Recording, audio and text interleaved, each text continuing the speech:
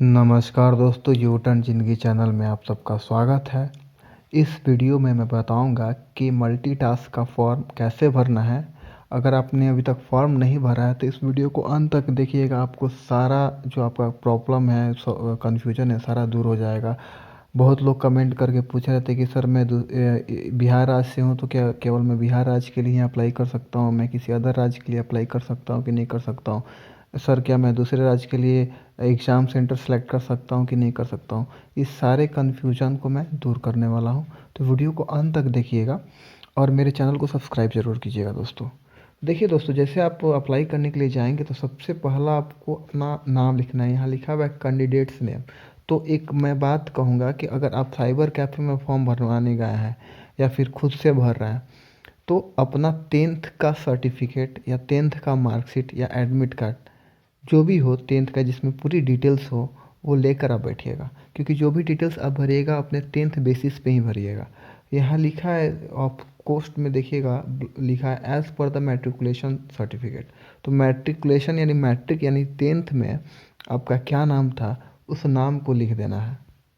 एकदम same to same लिखना है। अगर आपने कोई नाम अपना चेंज किया है तो आप वहाँ मेंशन कीजिएगा। सेकंड नंबर में नेम चेंज नहीं किए हैं तो उसको छोड़ दीजिएगा। फादर्स का नाम, मदर्स का नाम, डेट ऑफ बर्थ, ये सारी डिटेल्स आपका जो मैट्रिकुलेशन का होगा उसके हिसाब से होगा। जब आप डेट ऑफ बर्थ आप यहाँ डालिएगा अपना, तो ये और 6 नंबर में ऑटोमेटिकली ये कैलकुलेट कर लेगा। तो आपका एज यहाँ बता देगा वो, और यहीं से डिसाइड हो जाएगा कि आप एलिजिबल हैं या नहीं है। अगर आप 25 साल से ज़्यादा होते हैं तो खैर तो 25 से 27 का भी है, 27 साल तक लोग भर सकते हैं। अगर 27 से ज़्यादा अगर आपकी एज आती है तो यहाँ मेंशन कर देगा कि आप फॉर्म नहीं भर सकते हैं। बाकी अगर आते हैं एलिजिबल हैं तो यहाँ सिंपल से आपका एज कैलकुलेट करके बता देगा। जेंडर आप अपना मेल है तो मेल, फीमेल है तो फीमेल, ट्रांसजेंडर हैं तो वो भी कर देंगे, उनका भी ऑप्शन इसमें है। कैटेगरी में आप जिस कैटेगरी से आते हैं उस कैटेगरी को आप लिख दीजिएगा। अच्छा, ये लिखा है 9 नंबर है, वेदर पर्सन विथ डिसएबिलिटी। अब डिसएबिलिटी का मतलब क्या होता है? कोई कमी। क्या आप शारीरिक रूप से, मतलब कहीं आप में कोई कमी है? अब कमी का मतलब जैसे कि आपका हाथ काम नहीं कर रहा है, आपकी आँख काम नहीं कर रही है, आपका पैर काम नहीं कर रहा है, तो वो डिसएबिलिटी हो गई। अब डिसेबिलिटी का मतलब ये नहीं होगा कि सर पेट दर्द करता है बहुत ज़्यादा, सर सर में हमेशा दर्द रहता है, सर कमजोरी हो गया, तो ये डिसेबिलिटी नहीं है। डिसेबिलिटी का मतलब होता है कि मतलब ऐसी कमी जो मतलब बहुत मुश्किल से दूर की जा सकती हो। तो अगर वो ऐसी कोई डिसेबिलिटी है तो आप यस कीजिएगा, और नीचे 9 नंबर का जो वन सेक्शन दिया है, if yes type of disability, तो जो डिसेबिलिटी आपकी होगी वो यहाँ मेंशन कर दीजिएगा। अगर आप में कोई डिसेबिलिटी नहीं है तो आप नो कर दीजिएगा। तो ये पूछेगा नहीं, कि जब है ही नहीं तो कोई पूछेगा नहीं। फिर 10 नंबर में आता है नेशनलिटी। आप ऑब्वियस सी बात है, सिटीजन ऑफ इंडिया ही आप भरिएगा इसमें। मार्क ऑफ विजिबल आइडेंटिफिकेशन, यहाँ बहुत लोग गलती करते हैं, कुछ भी लिख देते हैं, अपने हिसाब से कुछ भी लिख देते हैं। लेकिन आप लोग को पता नहीं कि जब आपका रिज़ल्ट आ जाता है, जब आपकी सिलेक्शन हो जाती है, तो जब आप डॉक्यूमेंट वेरिफिकेशन के लिए जाते हैं, तो वहाँ आपको जो है इसकी ज़रूरत पड़ती है। आपको वेरीफाई किया जाता है, जो आपने फॉर्म भरते टाइम अपना आइडेंटिफिकेशन दिया है वो चेक किया जाता है। एग्ज़ाम हॉल में चेक नहीं होता है, तो लोगों को लगता है एग्ज़ाम हॉल में नहीं पूछा तो कहीं नहीं पूछेगा, बट आगे पूछता है। तो आपके शरीर में कहीं भी तिल हो तो उस तिल को आप मेंशन कर दीजिएगा। मैट्रिकुलेशन एग्जामिनेशन बोर्ड, आप जिस स्टेट से, जिस बोर्ड से आप पढ़े हैं उसको आप यहाँ मेंशन कर दीजिएगा। बिहार से पढ़े हैं, झारखंड से पढ़े हैं, यूपी से पढ़े हैं, तेलंगाना, हैदराबाद, कर्नाटक, उड़ीसा, कहीं से भी पढ़े हैं आप इसको यहाँ मेंशन कर दीजिएगा। मैट्रिकुलेशन 10th में आपका रोल नंबर क्या था, उस रोल नंबर को यहाँ आपको भर देना है। मैट्रिकुलेशन 10th किस साल आप पास आउट हुए हैं वो आपको यहाँ भर देना है। अब यहाँ देखिए, यहाँ दिया हुआ है कि प्रिफ्रेंस ऑफ एग्जामिनेशन सेंटर। अब यहाँ पे 3 कॉलम दिया है, यानी ऑप्शन ए, ऑप्शन 2, ऑप्शन 3। मैं आपको बताना चाहूँगा कि आप कहीं का भी सेंटर दे सकते हैं, ये आप पूर्ण रूप से आज़ाद हैं।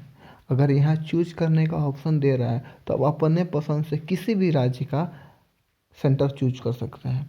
अगर ऑप्शन नहीं होता तो ये देता ही नहीं, तो वो अपने हिसाब से भेजता। जैसे कि एनटीपीसी में मतलब ऑप्शन तो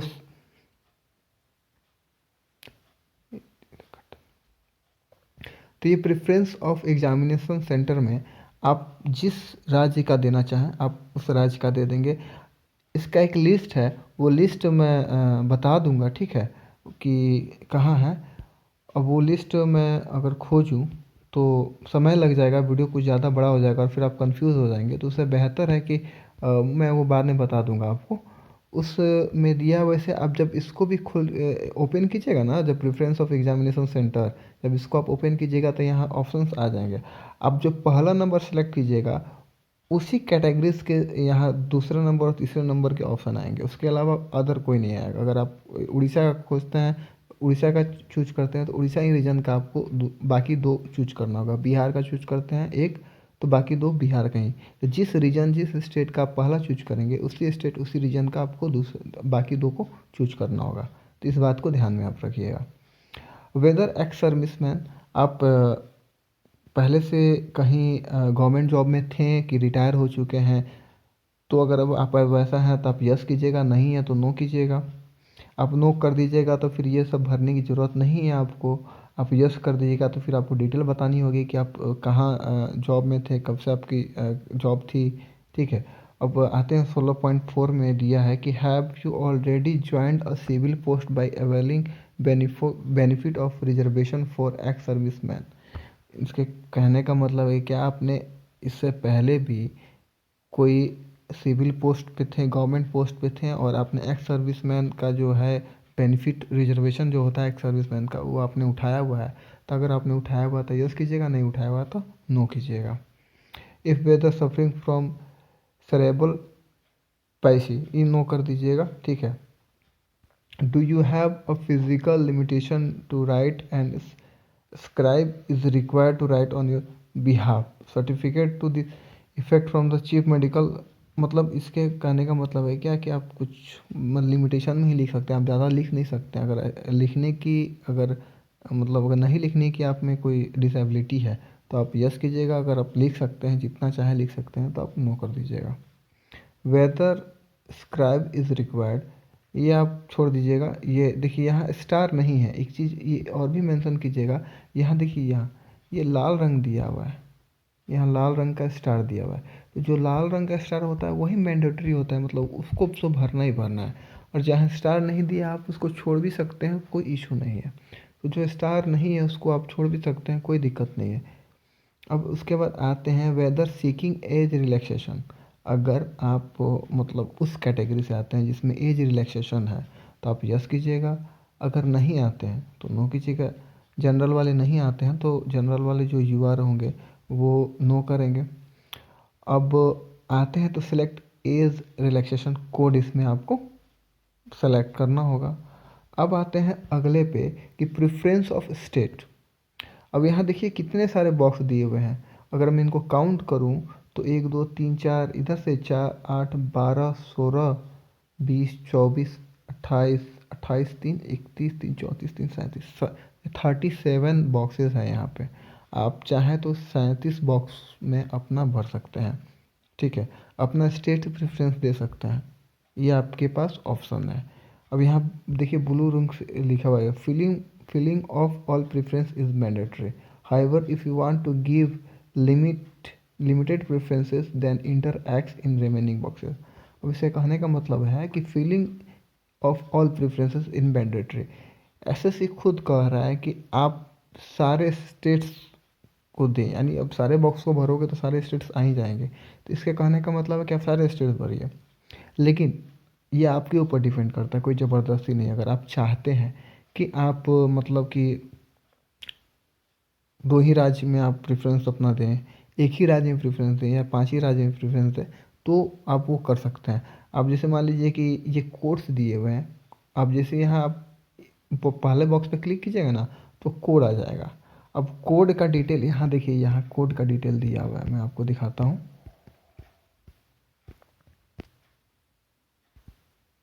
देखिए ये कोड का डिटेल है, इसी कोड के हिसाब से भरना है। अगर आप कोड ए लिखते हैं तो यानी आप फर्स्ट प्रेफरेंस अपना चंडीगढ़ दे रहे हैं, बी लिखते हैं तो जम्मू कश्मीर हो गया, सी लिखते हैं तो हरियाणा हो गया, डी लिखते हैं तो हिमाचल प्रदेश हो गया, ई लिखते हैं तो पंजाब हो गया, एफ लिखते हैं तो लद्दाख हो गया, जी लिखते हैं तो दिल्ली हो गया। तो ये आपका प्रेफरेंस हो गया। तो ये प्रेफरेंस आपको भरना है, आप जितना चाहें उतना आप भर सकते हैं, इसका कोई ये नहीं है। तो एक उन्होंने कमेंट में ये चीज़ पूछा हुआ था, तो उनके सवाल का जवाब तो मैंने दे दिया। अब चलते हैं आगे। तो ये देखिए, आप जितना चाहे उतना दे सकते हैं। अगर आपको जितना प्रेफरेंस देना है उतना प्रेफरेंस दे दिए, उसके बाद भी बॉक्सेस खाली है, तो जितना प्रेफरेंस दिया उसके नेक्स्ट बॉक्स पे आप एक्स लिखिएगा, तो सब पे ऑटोमेटिकली एक्स आ जाएगा। फिर यहाँ पे वेरीफाई करना है, जो जो बॉक्स में यहाँ आप लिखे हैं वहीं वहीं इसमें ही मेंशन कर देना है। ठीक है, कोई गलती हो जाती है इसको भरने में तो आप यहाँ पे रीसेट कर सकते हैं। तो ये हो गया स्टेट प्रेफरेंस। अब यहाँ पे है कि हाईएस्ट एजुकेशन क्वालिफिकेशन क्या है आपकी। तो आपकी जो हाईएस्ट एजुकेशन क्वालिफिकेशन होगी वो आप यहाँ मेंशन कर सकते हैं। Details of qualifying educational qualification, आप यहाँ वो भर सकते हैं कि आपकी एजुकेशनल क्वालिफिकेशन क्या है। अब स्टेटस क्या है आपका, पास्ट है, पासिंग ईयर क्या है, 2010 है, 2011 है, 2012 है। ठीक है, यहाँ 10th स्टैंडर्ड का आपको डिटेल देना है। ठीक है, आप यहाँ सेलेक्ट, यहाँ जब क्लिक कीजिएगा तो यहाँ सेलेक्ट का ऑप्शन आएगा। आप 10th 12th मतलब ग्रेजुएशन जो भी हो, जो आप यहाँ सेलेक्ट कीजिएगा आपका हाईएस्ट एजुकेशन क्वालिफिकेशन, वो यहाँ पे आ जाएगा। फिर आपको वहाँ इसका डिटेल देना होगा। अगर आप 10th तक पास हैं तो आप 10th कीजिएगा, आप इंटर तक पास हैं तो इंटर कीजिएगा, आप ग्रेजुएट है तो आप ग्रेजुएट कर दीजिएगा। अब यहाँ स्टेटस पास दिखाना है, पासिंग ईयर दिखाना है, state UT of board university ये दिखाना है, नेम ऑफ बोर्ड यूनिवर्सिटी ये दिखाना है, रोल नंबर ये दिखाना है, परसेंटेज ये दिखाना है, सीजीपीए अगर हो तो सीजीपीए दे, परसेंटेज हो तो परसेंटेज दे। Do you want to make your personal information available for assessing job opportunity in terms of DOP at T. ये जो है इसको यस करना होता है, क्योंकि इसके कहने का मतलब होता है कि आप अपने पर्सनल इंफॉर्मेशन को पब्लिकली रखना चाहते हैं, कि अगर इससे आपको मतलब जॉब अपॉर्चुनिटीज़ में मदद मिलती है, तो आप इसको यस करना है डेफिनेटली। ठीक है, कोरस्पोंडेंस एड्रेस में आप अपना एड्रेस दिखिएगा, जो भी आपका आधार कार्ड में जो भी एड्रेस हो वो एड्रेस आप यहाँ मेंशन कीजिएगा। उसके बाद से यहाँ पे अपना contact detail for other nationals, ये मैंडेटरी नहीं है 25 नंबर, तो 25 नंबर नहीं देना है। ठीक है, 24 नंबर में परमानेंट एड्रेस है, 23 नंबर में कोरस्पोंडेंट एड्रेस है। अगर दोनों सेम है तो दोनों सेम लिखिए, अगर अलग अलग है तो वो लिख सकते हैं आप, उसमें कोई दिक्कत नहीं है। एक चीज़ आप ध्यान रखिएगा, मोबाइल नंबर जो दीजिएगा और ईमेल आईडी जो दीजिएगा वो चालू होना चाहिए। ऐसा अक्सर होता है कि ईमेल आईडी हम वैसा देते हैं कि जिसका पासवर्ड हम भूल गए होते हैं, और मोबाइल नंबर ऐसा देते हैं जो गुम हो चुका होता हो। तो इस चीज़ का ध्यान आप लोग रखिएगा, क्योंकि इसका यूज़ तभी होता है जब आपका एडमिट कार्ड आता है तब आपको लॉगिन करना। वैसे एसएससी में तो इशू नहीं है, एसएससी में तो ऑलरेडी अकाउंट बनाने का ऑप्शन अब दे दिया है, लेकिन फिर भी ये आगे भी बहुत सारे एग्ज़ाम्स होंगे जिसमें ये चीज़ ज़रूरत पड़ता है, लोग ध्यान नहीं देते हैं। अब यहाँ आपको फ़ोटो अपना अपलोड करना है। अब यहाँ फ़ोटो जो अपलोड करना है पूरा डिटेल के साथ बताया है कि upload photo with date printed on it. Photo जो आपको होगा उस पर डेट प्रिंट होना चाहिए। ठीक है, फ़ोटो का जो साइज होगा वो 20 KB से लेकर 50 KB होगा। ठीक है, फॉर्मेट जो होगा वो JPG या फिर JPG, ये दो ही फॉर्मेट का फ़ोटो होगा। ठीक है, इमेज साइज अबाउट 3.5 सेंटीमीटर इतना हाइट का होना चाहिए। ये सारा मेंशन कर दिया। ठीक है, उस हिसाब से अपना फ़ोटो सेटअप कर लीजिए। अब कुछ लोग कमेंट करेंगे सर अगर गलती से हम दूसरे फॉर्मेट का फ़ोटो डालते हैं तो अपलोड ही नहीं होगा।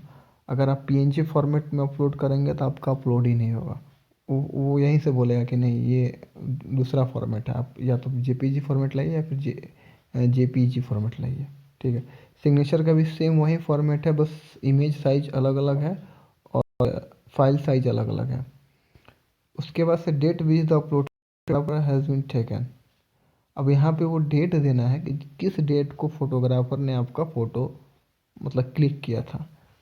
तो ये आप जिस दिन फॉर्म भर रहे हैं उसके 4-5 दिन पहले का डेट आप मेंशन कर सकते हो। वैसे ये बोलता है, एसएससी बोलता है कि कम से कम 3 महीना पहले का फ़ोटो आना चाहिए, तो आप 10 दिन पहले का भी 20 दिन पहले का भी दे सकते हैं, तो कोई दिक्कत नहीं है। वैसे 3 महीने 5 महीने में चेहरा उतना बदलता नहीं है।